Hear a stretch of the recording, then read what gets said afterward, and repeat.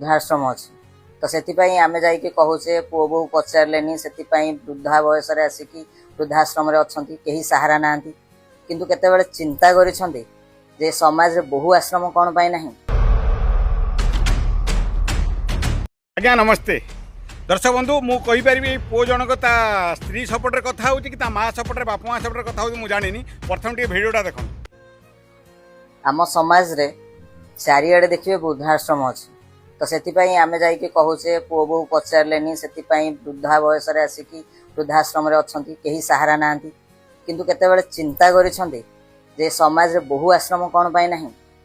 जदि बहु आश्रम था आपण मैंने जापारते जे केते बहु शाशु शशुर केते निर्यातना सही से पड़ी रोचे गोटे झील बाहा गला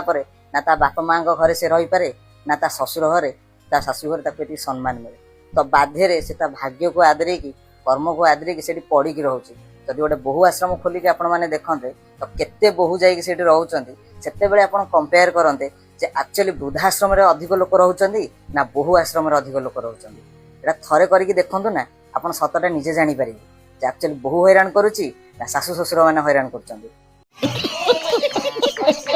देख सारे आपण कोन भाबुचंदी जो भाई जनक आ जो भौणी जनक कहउचंती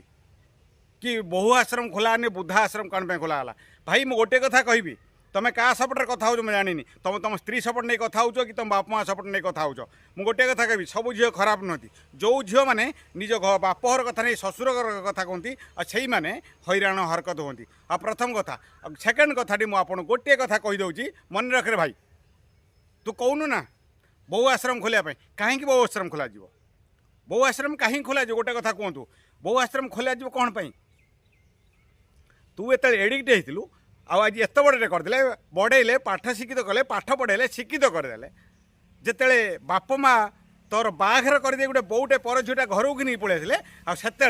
बाप माँ खराब हो गले कहीं जिते ते 26 वर्ष पर्यटन रखी खाई दौले तोर हर हर झगड़ा झांटी हरकत कपड़ा सफा कर सब बुझी नौला माँ से कौन तो माँ बाप खराब थे जिते तू गोटे बोटे घिनी आसले माईपटे पाईगलु से कौन बाप माँ खराब है बहु आश्रमटा खोलदे बोली कहीदे गोटे कथा मन रख जो जो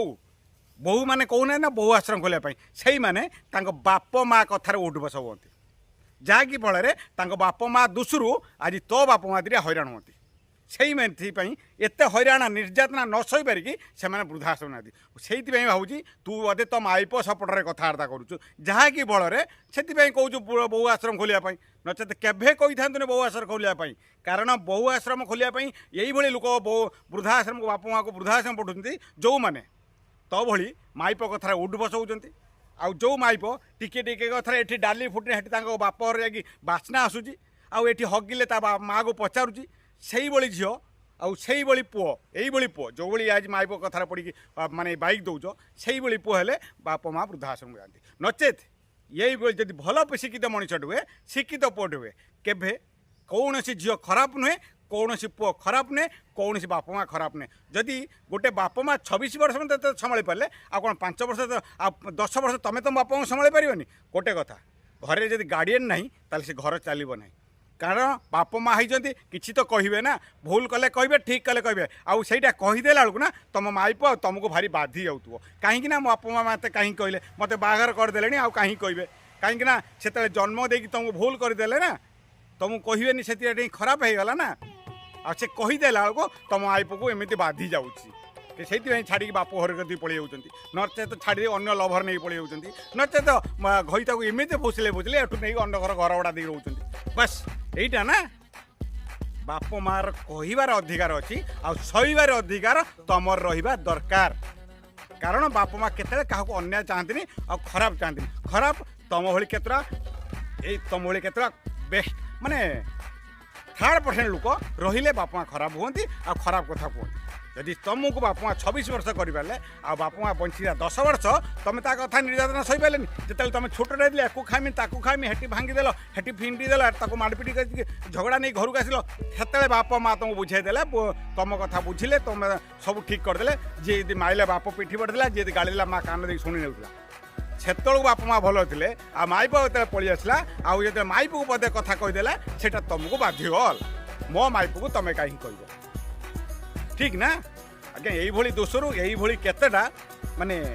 यही केतरा पुओ रहिले बाप माँ वृद्धाश्रम यही केतरा बहु रहिले जो कहना वृद्धाश्रम खोलिया यही बहु रहिले बाप माँ वृद्धाश्रम मन रख मु क्या भिडियोटा टार्गेट करी कहूनी आज्ञा तू कहवा कथाटा को तुमको ही जवाब दूँ से